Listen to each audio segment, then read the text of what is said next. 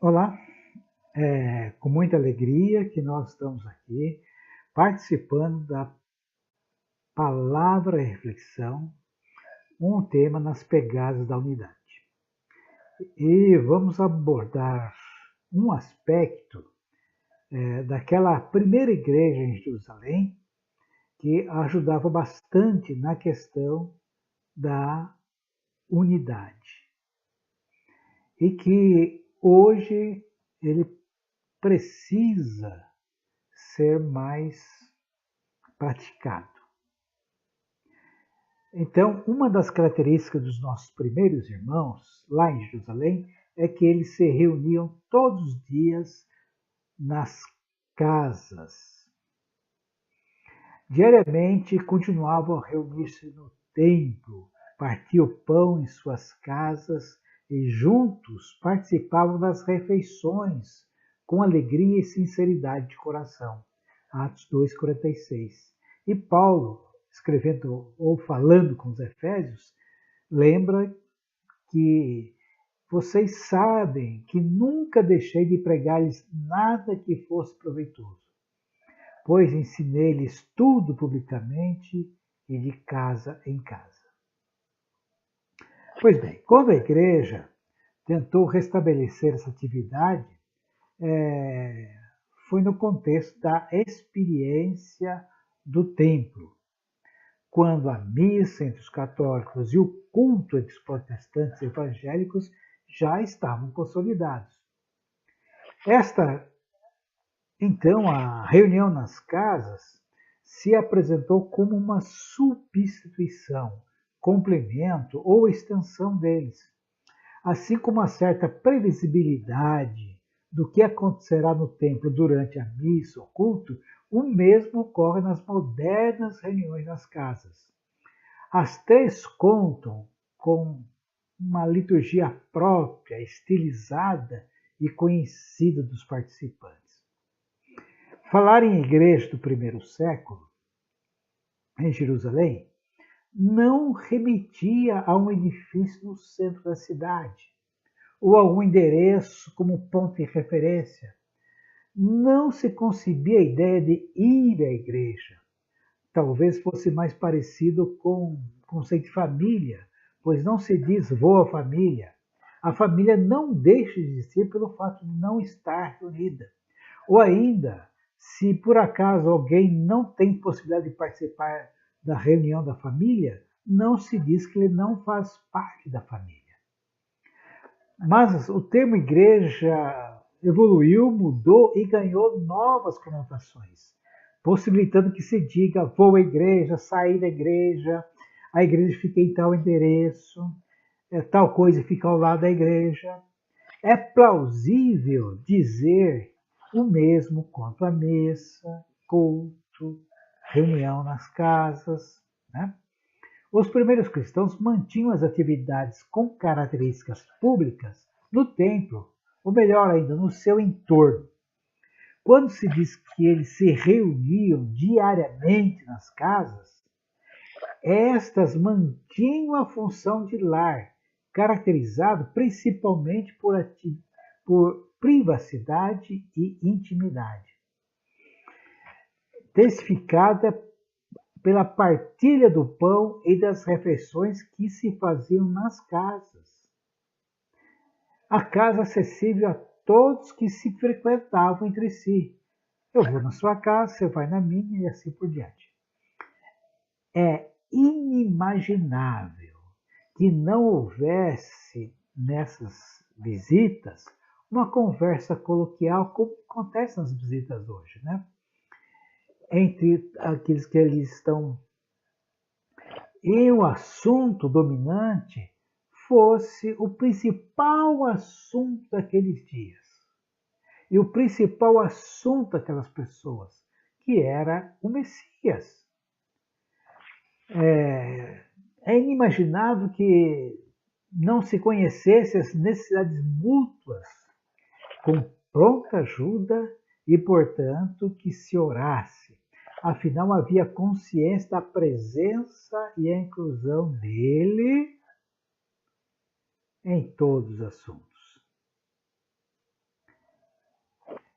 Isso é muito diferente de alguém transformar a sua casa num templo, num determinado horário e dia da semana, e a franquear a desconhecidos para que adentrem, cantem, orem, preguem, ouçam pregações, ofertem e se retirem. Atividade essas próprias, inerentes de um templo. Né?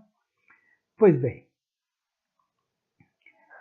embora se pretenda fazer como os primeiros cristãos, as reuniões caseiras se tornaram um fardo para quem os recebe.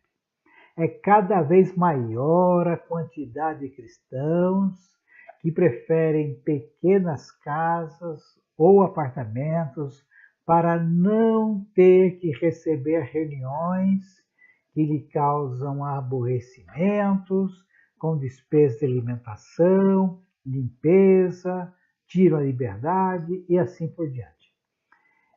Isto posto, a maneira de superar todos esses inconvenientes é tentar resgatar o conceito que os primeiros cristãos tinham do que se faziam juntos nas casas.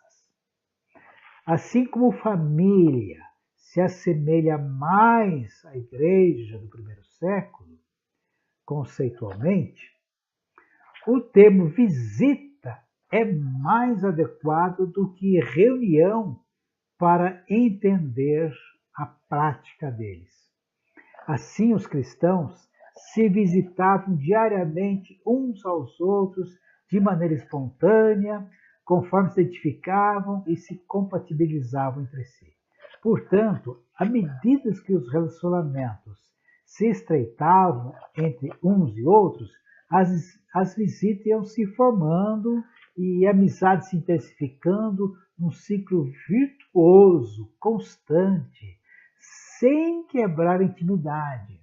Pelo contrário, é comum sempre a partilha de alguma refeição nas visitas. Um cafezinho à mesa, enfim, aquilo que se tem em casa se oferece para a visita. Mas para uma reunião você tem que preparar. O fato de haver visita todos os dias não significa que todos se visitavam diariamente, mas que uns visitavam num dia, outros no outro e assim por diante. Como as visitas se organizam-se de maneira espontânea, não precisa de um roteiro prévio, pois cada uma assume o seu próprio dinamismo, dependendo do tipo de interação que as pessoas envolvidas mantêm, sem enrijecimento e facilitando o Espírito Santo. Se pessoas novas na fé se visitam, elas vão ter um assunto do entendimento delas. Se pessoas maduras se visitam, vão ter assuntos inerentes à maturidade delas. Se jovens se visitam, vão conversar coisas de jovens. E assim por diante. Então, cada visita estabelece o próprio dinamismo. E isso facilita a comunhão. Isso dá alegria. Isso dá vontade de abrir a casa e receber aquelas pessoas que você quer receber. E dá vontade de você visitar aquelas pessoas que você quer visitar. E, junto com elas, receber Jesus ou levar Jesus como assunto principal. Olá, continuando então, fui tomar um fôlego rápido de 24 horas e estou de volta. Como vimos, nosso conceito de família é mais semelhante ao da igreja dos primeiros irmãos, pois o termo igreja hoje tem significações diferentes da que eles tinham. O mesmo pode ser considerado para a reunião, pois certamente as reuniões deles não tinham as características das nossas. Essa atividade deles, de reunião nas casas, é mais semelhante ao que chamamos hoje de visita. Comunhão tem relação com alegria, com espontaneidade, e não com hábito, obrigação, rotina, dever ou coisa semelhante, que por vezes abate os participantes das reuniões. Nelas é comum encontrar alguém tentando iniciativas e tentando transmitir ânimo e animar os presentes. Muitos debandaram das reuniões. Outros escolheram morar em casas ou apartamentos pequenos pelas mais variadas razões, mas uma delas, sutil e não admitida, é para não poder receber reuniões. E não é sem razão. Outros que têm características de perseverança se mantêm firmes. No entanto, uma grande maioria está cansada, está exausta. Não vejo que a solução seja substituir as reuniões por uma atividade outra, assim como as substituições das missas e dos cultos pelas reuniões também não resolveram. Entretanto, estas atividades não deveriam assumir protagonismo, porque tudo se mede pela presença, pela frequência, pelo acontecimento das reuniões. Mas sem protagonismo delas, ou do culto, da missa, deveriam servir de incentivo às outras atividades. E dentre estas, penso que as visitas, como conhecemos hoje, seja a prática mais próxima dos primeiros cristãos. Não se trata de extinguir as reuniões, não se trata de ser contra as reuniões, mas de enfatizar as visitas. Quantas reuniões você dá conta de fazer por semana? Agora, quantas visitas? Existem N maneiras e formas de se visitar. Então, nesse sentido de se aprimorar a comunhão, a igreja, podemos dizer assim, que ela se desenvolveu ou ela passou a dar mais ênfase aos aspectos institucionais, como eu falei, do culto, da missa, das reuniões estilizadas, em detrimento aos outros aspectos, esses outros aspectos ficaram como reféns, sequestrados e ocultados pela reunião. Porque se você faltar com esses aspectos, não tem tanta importância do que se faltar com a reunião. Mesmo as iniciativas que tentam se libertar da reunião só conseguem um avanço às custas de muita concessão de vínculos institucionais. Inicialmente, a igreja caminhava da maneira que iniciou. Ela era algo em que Deus planejava e os homens executavam. Por isso, muitas vezes que a Bíblia tem aquela expressão, aconteceu que. Hoje, os homens planejam e pedem que Deus execute. E se Deus não executar, os próprios executam. E dá a aparência que está tudo bem. A igreja ganhou uma força social, representatividade e passou a ocupar um espaço político. Não apenas no sentido político partidário, mas político na sociedade. Seus líderes se projetaram além dela, e não apenas como testemunha de fé tão somente, mas muito mais por posições políticas, por embates políticos, de ideias. As funções nas igrejas se transformaram em cargos e os dons em hierarquia, e abriu-se então a possibilidade de carreira na igreja. No lugar da mutualidade de um ao outro, generalizada entre todos, se estabeleceu uma relação de clero e leigo. Clero aqui me referindo no seu aspecto mais abrangente possível, né? Tudo aquilo que está colocado dentro da hierarquia institucional. Pois bem, eu quero contar um caso aqui e fazer uma pergunta, né? Henry Nouwen, ele é um sacerdote holandês que foi para os Estados Unidos e fez a sua vida lá, se projetou lá, trabalhou lá, deu aula em importantes universidades como a de Yale, de Harvard, estudou, pós-graduou, enfim, escreveu muitos livros, em português deve ter quase uns 40 deles aqui, mas nos últimos anos da sua vida, Reinaldo resolveu morar numa comunidade de pessoas descapacitadas, como ele diz, mentalmente ou fisicamente. E lá, pessoas que não tinham essa incapacidade tomavam conta daqueles que tinham incapacidade. E ele foi tomar conta de um interno chamado Adam. Ele precisava, todo dia, acordar o Adam, preparar o Adam para o dia. Gastava com isso umas 2 horas e meia, para banho, fazer a higiene, tomar o café da manhã. Então, aí ele estaria apto para fisioterapia, etc. E assim ele cuidava do Adam todos os dias.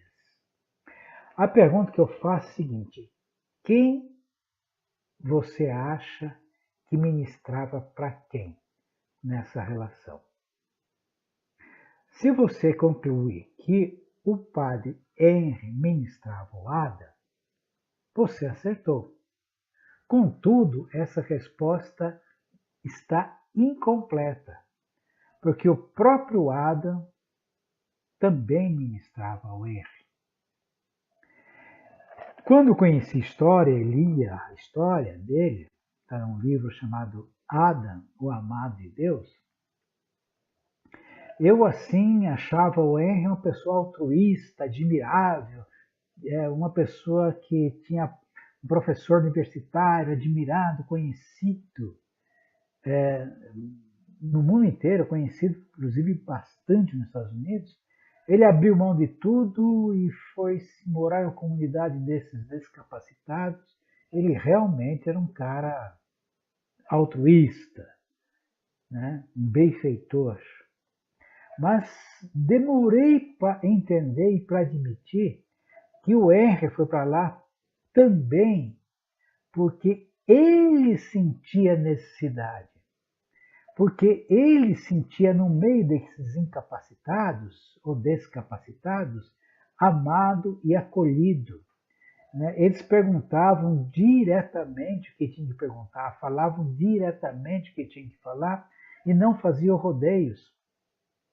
O Henry havia se tornado uma pessoa célebre e muitos tinham assim, certos cuidados de falar com ele, ele era admirado, visto, mas lá, nessa comunidade, as pessoas não tinham essa consciência e tratavam o Henry de igual para igual. E nisso o Henry se achava ministrado, ele precisava disso. Então é interessante que havia ali uma ministração mútua de um para o outro. Agora, para a gente perceber essa ministração, do nível do Henry para o Adam é fácil. Agora, perceber do Adam para o Henry não depende do Adam, depende do Henry estar aberto e aceitar. Então, quantos Adams e quantos Henrys que há no mundo e que nós só enxergamos a possibilidade de ministrar de Henry para Adam, e os Henrys não estão abertos para receber ministração do Adam. Em consequência, o que acontece? O benfeitor, o altruísta, chega um momento que ele se exaure, porque ele não é uma fonte inesgotável. Ele precisa receber nessa relação também. E ao receber, ele é ministrado, ele digamos, satisfeito, se sente realizado, ele não se sente sugado.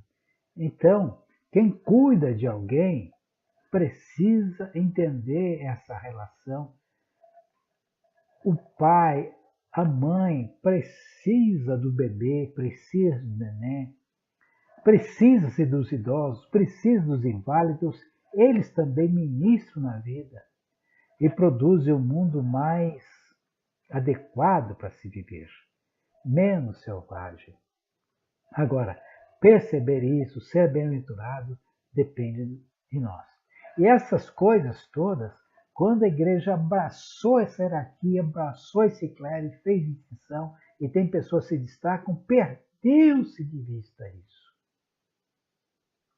Mas isso pode voltar novamente.